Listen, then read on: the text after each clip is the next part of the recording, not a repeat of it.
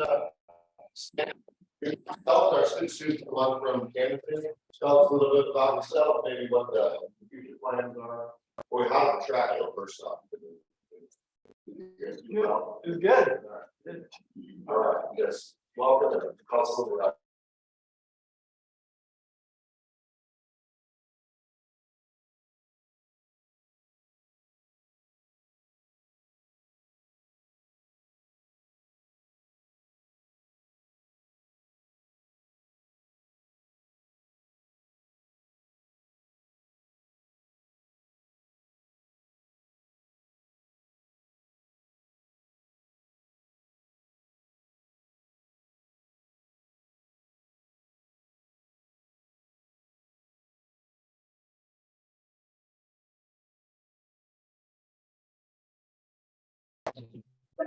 We got the big check. So you don't get the big check, you get a check. Really takes a picture. Ron at our social last week and said, would you like to be a speaker? So I love coming about Share the Harvest, what we do for the community. Many of you I know, and I'm Shana Aubuschon. I've lived in the Lake area now over 20 years.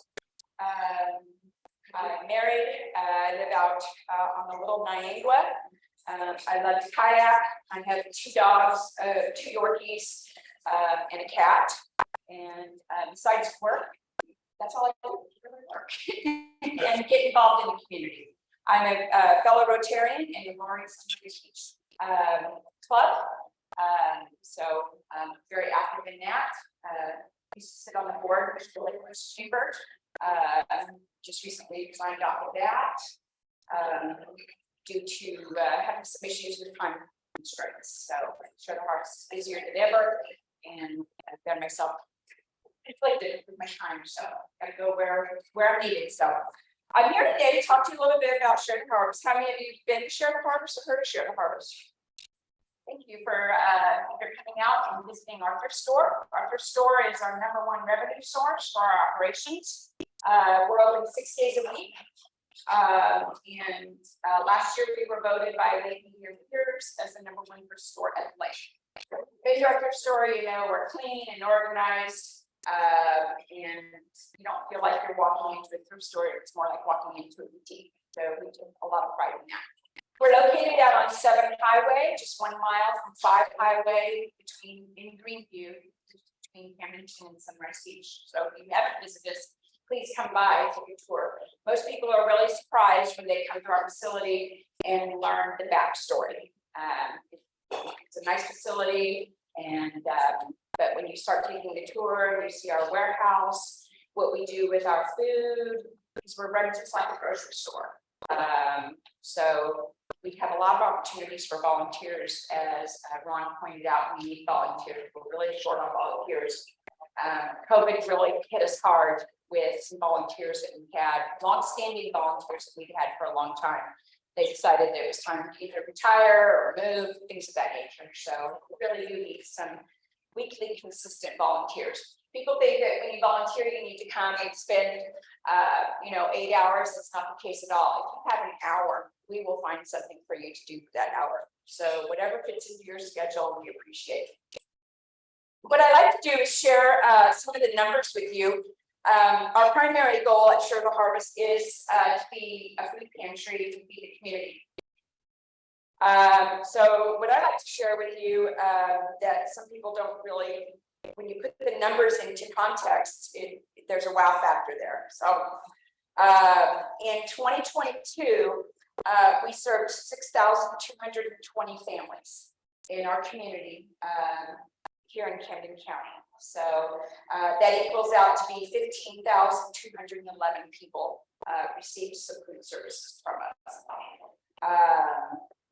The majority of the people, again, are children and adults. We do have a senior base. We administer 2 programs for our seniors. One is a USDA program, which is commodities, and it's called a senior box. If they qualify for their income, they can pick up additional foods besides their regular food that they can get at Sugar Harvest. They would have real high nutrition values. So it's juices, vegetables, some starches, some cereal, things that are easy for some easy meals for our seniors to make for themselves. The other program that we administer is the Camden County Senior Tax Board or Funding Board. I go to them and petition to allow our seniors in our community who live on a low income. So imagine being a senior in our community and only making $1,000 or less and surviving on that on a monthly basis. These are seniors that are probably housed in some of our senior communities, subsidized senior communities. And so those seniors get an additional $65. This is a senior tax that's on their property tax. So they're already paying for this through that. Camden County has that evaluation for property for a senior tax. So they get other services in our community with those tax dollars, and we go to that board and submit a grant and get funding for that. So I have about 260 additional seniors on that program who get $65 a month to do some additional shopping in our community at our local grocery stores. And that allows them to get toilet paper, incontinence supplies, and additional food. So that's a really great program for our seniors in our community also.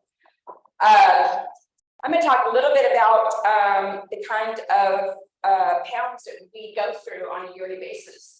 So we get food from, well, we actually get 3 resources. We get food from our community. We love it when our community does a food drive. We tend to see that spike a little bit during the holidays, Thanksgiving, but hunger knows no season. So I encourage our companies and organizations in our community, if they'd like to do a food drive at a different time. Not that they get Christmas is great, we love that. But Better Homes and Gardens Real Estate just did a food drive. They came and listened to one of my speeches and heard the same thing. And they decided to do a food drive for a couple of weeks this last month. And they, in a very short period of time, put together this program, and they were able to collect over 300 pounds of food for us. So that's a great miscellaneous food items that we get in from them that we really enjoy getting and distributing out to our community. But we also get our food we get about 45% of our food from our food bank. We're associated with the Central and Northeast Food Bank System out of Columbia, Missouri.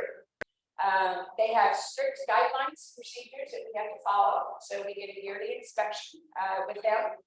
They also monitor our USDA program, which is TFAP, which is the Temporary Emergency Food Program that's offered all across the country. So it's USDA commodities. Just like the seniors have commodities, we have other commodities for other people besides seniors. And then we get 45% of our food from them. We get also agency food from them, which is run through the Feeding America program.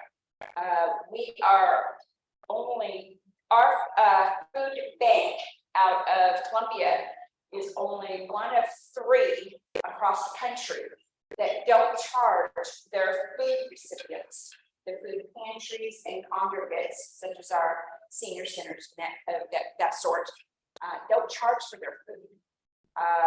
Some of our the other bigger food bank systems in the country charge their pantries and congregates for their food. So it's pennies on the pound, but it still is a charge. So we're very grateful to have that resource literally in our backyard. So we have a great community partnership with them.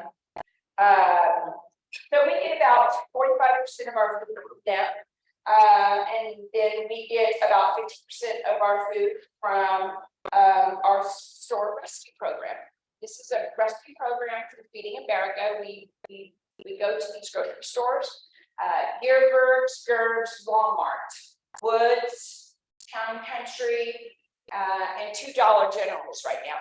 So 3 days a week, we make hop in our little truck and we make the rounds to these particular vendors and we pick up rescue food. This is food that would normally go into a trash dumpster. So the food stores, they get, their vendors come in and they say, well, I this, according to this product, I've got to take this off the shelf right now.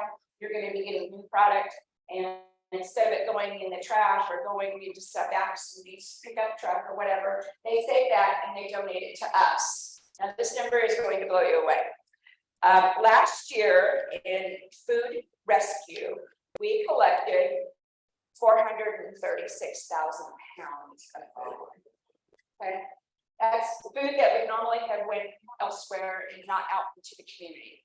And we get everything. We get meats, we get bread, we get pastries, we get bakery. Maybe on shipment or transit or loading or offloading, a case of pizzas got damaged. That their standards say that they can't give that particular product away. So they will put it aside and give it to us. Just because the box that those pizzas come in was damaged, they can't give that out anymore. So, and we get a lot of that. We get a lot of those things that are partially damaged. And as long as the integrity and the packaging for the inside product hasn't been compromised, we're able to give that product out. So that, with that being said, that takes a lot of money. We have a box truck. We go around. We do that 3 days a week. One day last year, I do believe it was from Woods. We collected 700 pounds of bread in one day. This was after a holiday like Memorial Day or maybe 4th of July. 700 pounds of bread. That's a lot of bread. Just last week, we got from Walmart, I think, about 800 pounds of bananas. So we have lots of bananas to give away. So we appreciate that program. We wouldn't have enough without this particular program in America. We wouldn't have enough food to give out to our pantry facilities. What's nice about this is we get a lot of foods that some people would never be able to afford. As we all know, there's diets out there and healthy eating habits that people are trying to get into, or they have food restrictions. Maybe they're keto, maybe they have wheat allergies, things of that nature. The stores order them. Sometimes they have an abundance of it and then we get it. So our pantry clients who have those food needs really appreciate that we have some other things to offer to them. So, and we get a lot of things in, we go, oh, that's good. I go to the store and I start looking for this particular product. So we'll get in something that I think, oh, that looks good, I'm gonna try that. So I have to go back and ask my warehouse manager where this come from. Sometimes I don't always know where a product came from.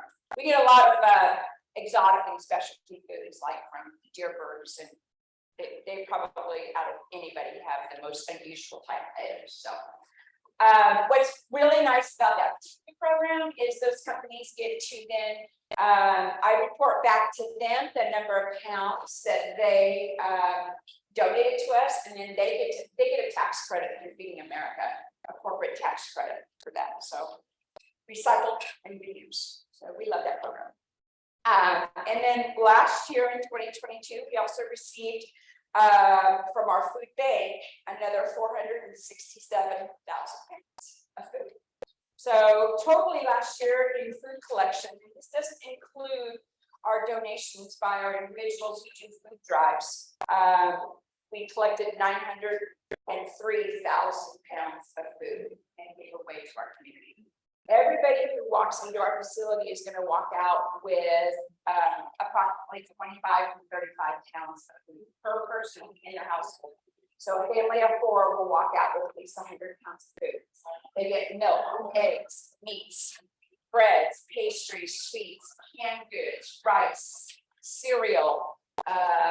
Right now we've had an abundance because of Easter. We've had an abundance of candy. So for those who have a sweet tooth, we have those things also. We also have a really nice produce counter that we built a few years ago, and we get a lot of produce in, and we have it displayed up just like if you would walk into a grocery store, where previously we had everything on the floor, it's on a pallet, and you had to filter through it. Now our produce is very nice looking, very appealing. And And right now, our families are getting 2 bags of assorted produce, their choice. So if they want all bananas, they take all bananas, but if they want a mixture of stuff, we have everything you can possibly imagine. We have herbs, lettuces, tomatoes, cucumbers, green peppers are in abundance right now, bell peppers.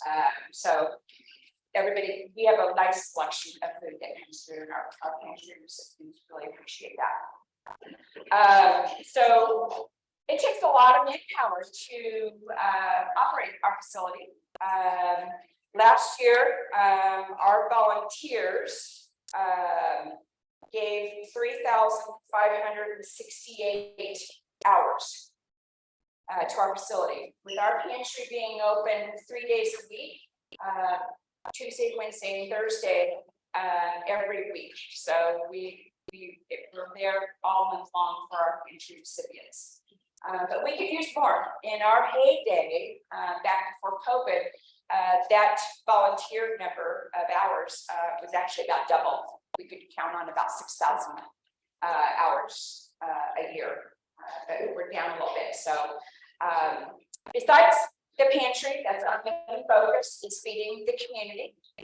We have a thrift store, and again, if you're going to been to our thrift store, I encourage you to come by. We sell things that are very nice. We have a very strict standard of merchandise. We don't put anything out. We try not to. There has been a few things that slip through, but we try not to put anything out that's ripped, torn, or stained. If you donate a small appliance or a major appliance from your home, we plug it in, make sure it works. We try not to sell anything to anybody. We'll sell a refrigerator for $65 to $75, but we plug it in overnight, make sure the freezer works, refrigerator works. So we try to have a good value for a nice price. So, and that goes for everything that we sell in our store.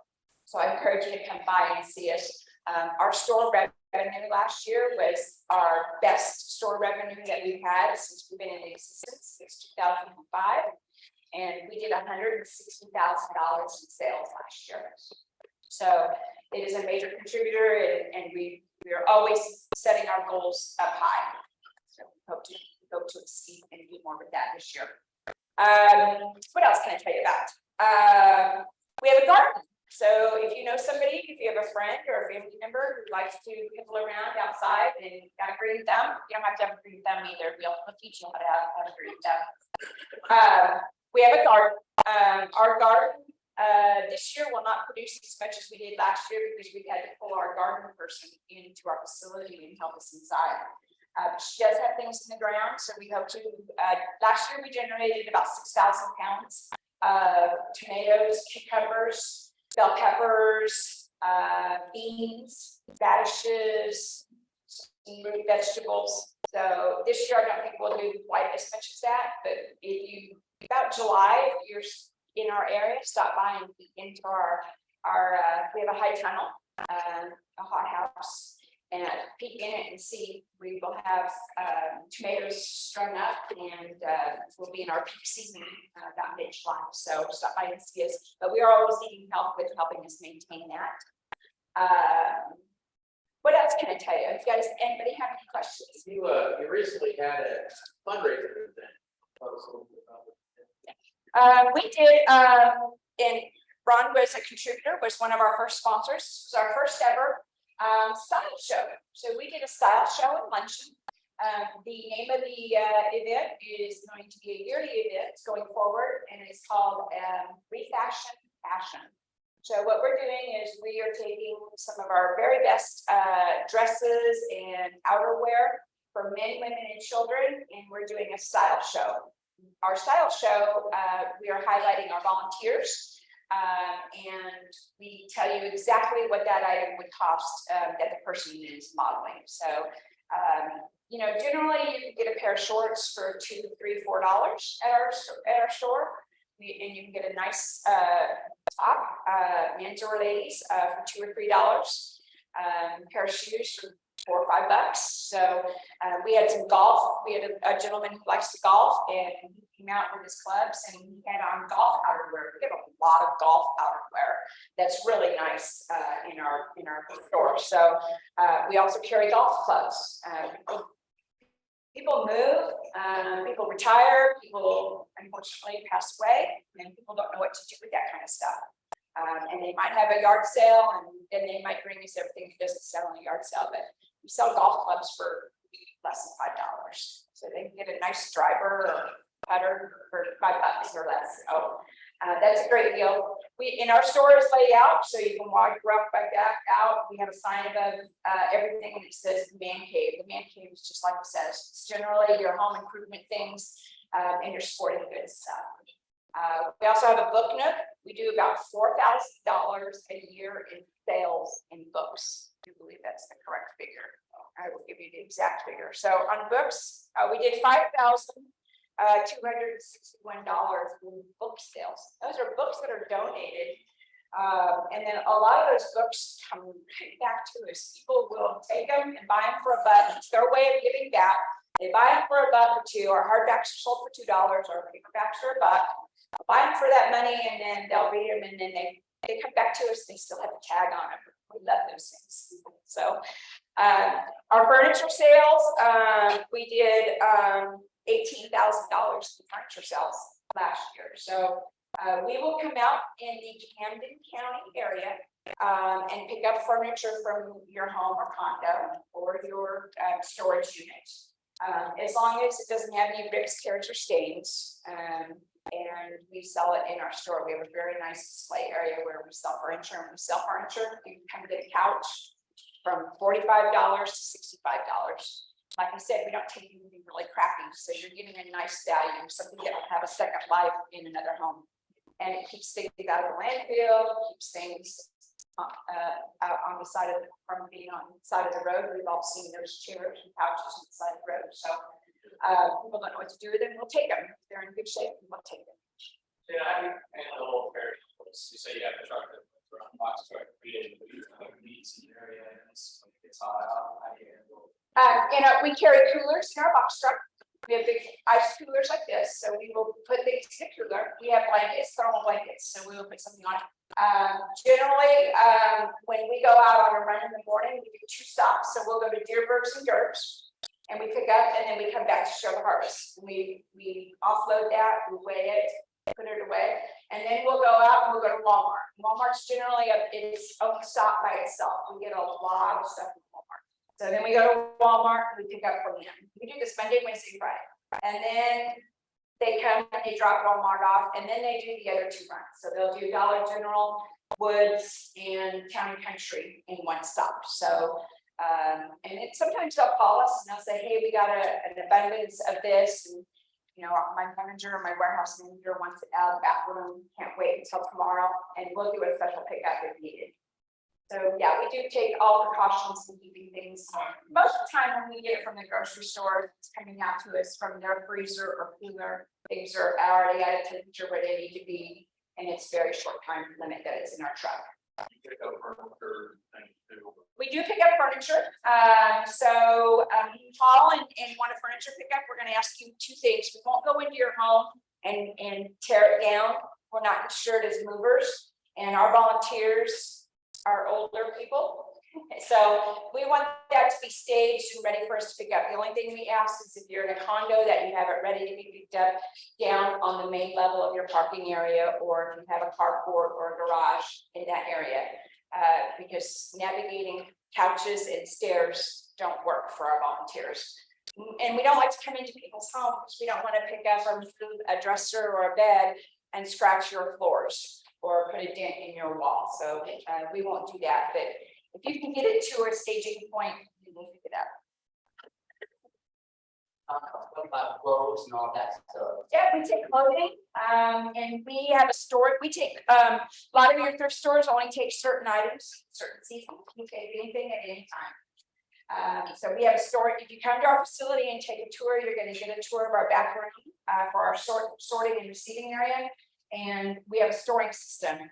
So we will put winter away right now. We have 8 boxes for our storing system, and we probably have, and Christmas, we get a lot. I can't even, we started actually putting Christmas out. I know I need to see this. I hate seeing it in stores Christmas before Thanksgiving. But we have to stay with the stores, because if we don't, we have to stay on their schedule. So if Walmart's putting it out, I'm generally putting it out. Because we get so much. I probably have 50 egg boxes already right now of Christmas. And we will probably be at 100 or 120 large egg boxes of stored materials to put out at a later time. But we take anything, anytime. We have a storage way of doing that. We're also, I'm a Salvation Army Extension Officer, so we help the community through Salvation Army. Any of you ever ring the bell for Judy Crawford over here, or for me at Woods? That money, the money that's raised in our community stays in our community. It does not go to Springfield, Kansas City, or St. Louis, or some other community. So whatever money is raised here stays here. Last year we raised $60,000, approximately $60,000, and that is shared with there's 8 extension offices here in the Lake area, in Camden and Miller County and Morgan County. And it's shared. So we have what are called rapid drafts. They're just like a check. Checks are made payable to companies and entities, not people. So somebody comes in and says, I need some help with the electric. We're going to help them with their electric, and we're going to make that check payable to Liquid, Southwest, wherever they have their electric. So we know that that money is we're good stewards with your donations. And the same thing goes with Share the Harvest emergency aid account. We do the same thing. So when my Salvation Army money runs out for the whole community, I will roll over and start doing an emergency aid assistance through Share the Harvest. And we run it the same way. Checks are made payable to entities, not people, to help people with fuel, maybe to get back and forth to work, either in between jobs or if they're job seeking. We help with electric bills, medical bills. We will help with electric and water and sewer. I had a lady yesterday, I'll just give you a brief story. A lady yesterday, she had a water leak. She lives here in Camdenton. Her bill got to over $200 before they realized they had a leak. City of Camdenton doesn't care how many children you have in your household. They don't care about any special needs of those children in that household. They shut her water off over a $206 bill. Okay, so I helped her out with that. I wasn't able to help her with all of it, but it was a starting point for her, and she can make that payment and then hopefully get some other help. But that happens all the time. That happens with electric too. So I know there's people out there. We try to vet our people a little bit too. We want to find out. When they come into my office, I'm not just sitting there writing out a chat. What's going on with your family? What can I help you with? Can I refer you to another resource? Can I refer you to Mocha, who can maybe help you with some energy assistance when you get on the lighting program? So I'm trying to figure out what's going on with their circumstances and help them out. And it's a helping hand and not a give out of funds. So I do keep. If anybody knows me, I'm a big proponent of spreadsheets. So I keep lists of people that I help. And unfortunately, sometimes you have to practice hard love too. And you have to say, I'm sorry, but you've exceeded, you have $300 maximum through Salvation Army that you can get when we have Salvation Army money available. We don't give you $300 at one time. We give it out in $100 or less increments. And same thing with Share the Harvest. So we practice that same philosophy there. And once you've exceeded that, then we need to find out what's going on with you and your family, and help you. I don't know how many times I've referred people to other companies or other people that I know to help them get a job. Share the Harvest. What about Share the Work? How many people do you have? We have 3 full-time employees and 2 part-time employees. And then the rest is volunteers. So we have our weekly consistent volunteers. I have our every other week volunteers. The students were here today. This time of year, we get a lot of NHS students from Camdenton. They have to do so many hours of community service in order to qualify for their NHS status. when they get ready to go to college. So we get a lot of our students that come in and help us on a regular basis. So we appreciate that. Yes. Most of the volunteer organizations now share their spreadsheets about. Like land house, like that. It's not the same people that are just making a circle all the time. With Salvation Army, with our extension offices around the lake area, we have a shared spreadsheet. So when somebody walks in the door, I can say, well, you just saw Judy Crawford last week and got $100. You know, I may not be able to help them anymore in the same month because we do have a parameter on that. So yes, we do share that information. With Land House, Land House is also associated with the Central and Northeast Food Bank System now because they do receive food from them. So I know when somebody has received assistance through Land House for food, but I won't deny people when they walk through my door, there really has to be some extraordinary, unfavorable circumstances for them that I won't serve them. Even we get a lot of transients that come through. They don't have an address. We're going to give them food. They come walking through the door and they want food. We're going to give them food. We may say now we're going to help you today, but by the time you need next month, we need you to be established. But that's not going to always work with your homeless people. Your homeless people, we have a big homeless in our community. People living in their cars or house surfing. They live with friends and neighbors or live on somebody's property in a tent. I've seen that come through. So but they come through to us. I try to develop personal relationships with my clients. I know most of them. I don't know all of them, but I know most of them. I see them out in the community. At our event that we had last Saturday, we had a couple of our pantry clients. You know, they spent the $20 and came to our event. So we appreciate getting our word out and then participating in what we do. Anything else? The population of Camden County is growing. And I just wondered the percentage of people who are needing your help, is that increasing by the same amount? Or are the people who are coming here, are they more self? Last night I work on Tuesday evenings and I actually had two separate families that came from out of state, who came to us for help. One family was from Montana and the other family was from South Carolina, I think. So we see that. It's an ebb and flow. It's kind of like my senior box program and my senior assistance program, financial assistance program. We have people who fall off that program and then people who get on. So it's ebb and flow. You know, back in the day, in the early 2000s, when we were the only game in town, I wasn't part of the organization then, but we were the only food resource in Camden County. In the last 15, I say this to everybody, it's not a competition. We're not in competition with each other.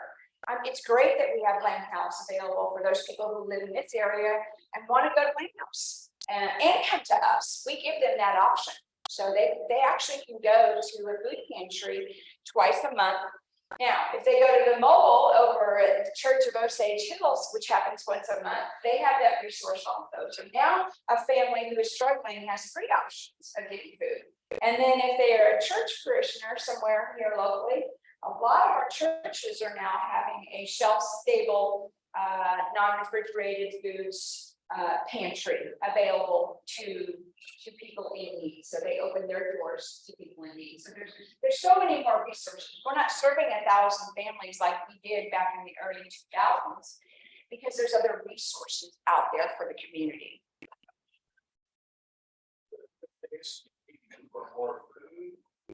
We need more volunteers right now. That's my biggest struggle.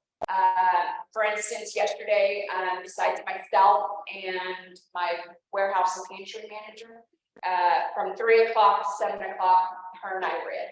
So that kind of has to take me away from my things that I do and help her, which I'm glad to do, but it's a struggle. So we pulled somebody, I even pulled the thrift store manager from her department over to our department yesterday to the food pantry side of it to keep shelves filled. We're a shop food system, so people can come through our pantry and they get to pick their own things. So we're set up like a grocery store. We have those shelves filled. I just wanted to say I really appreciate that shopping system in the back, that there's a previous counter. It's in front of this type of problem in society, there's some amount of shame that has been some people that do that. So the fact that you really worked so that we kind of dig into it and realize that, you know, it's just been happening at the end of this already point in time, and there's a fight of race, you know, gotten anyone, I just really appreciate you. A lot of training into my volunteers who I have great, my volunteers are great. They're there because they want to be there and they're willing to learn.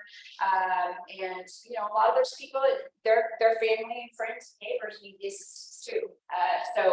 I put a lot of emphasis on respect because we never know. I was, you know, before I got this job here, I actually worked in 2015 and 16. I worked for Ron Dugan at the title company. I was a title researcher. Before that, I didn't have a job. I lost my job in 2009, and for about 5 years there, I kind of skipped around and jumped around a little bit. And there were times when I felt like I needed help and didn't know where to turn to, and I don't want anybody else to feel that way. That's why we give them this much information. If you need food, not only from here, here's another resource. If they're living in Camdenton, I'll say, have you tried the land house? You might be able to be able to participate in the resources to help them in their family. Because it's a simple thing as that may help them get through to the next week so that they can pay their electric bill, have some fuel to get to Columbia for a doctor's appointment.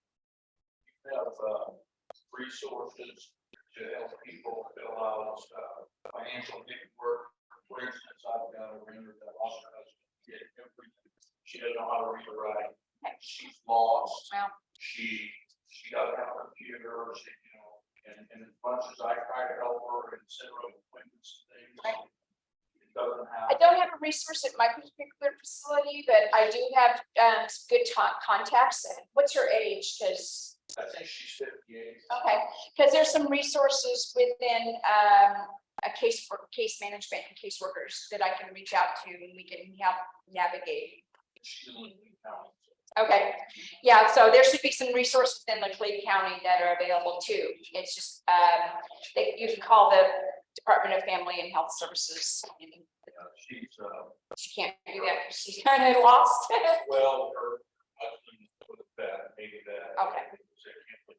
She had cancers and died of that, and she's got kids in prison. She's taking care of kids. Oh, my, multi-generational. In the house. So she doesn't want family services there because they're. Right. So she just needs to turn to somebody that's not. I've often thought that our area here needed a aging community advocate. I see what you're talking about all the time. I see multi-generational families where there's some unfortunate circumstances in between there. So I've often thought about that. That might be something I need to ponder because I find an idea where there's a need. Well, she's not the only one. I have, through the years, I've had one because I try to keep working rings. And because of that, I don't get the most important people. Right. And they only. Well, if there's anything, I'm not too familiar with the Laclede County area. If there's anything, I can give you my card. If there's anything that I can help you with, I do have a resource book. It's 18, 20 pages long of different community resources in Camden County. I'll give you my card. Maybe I can refer you. You're not done. You gotta pick out our. Okay. Let's see who can draw. Okay. We got some people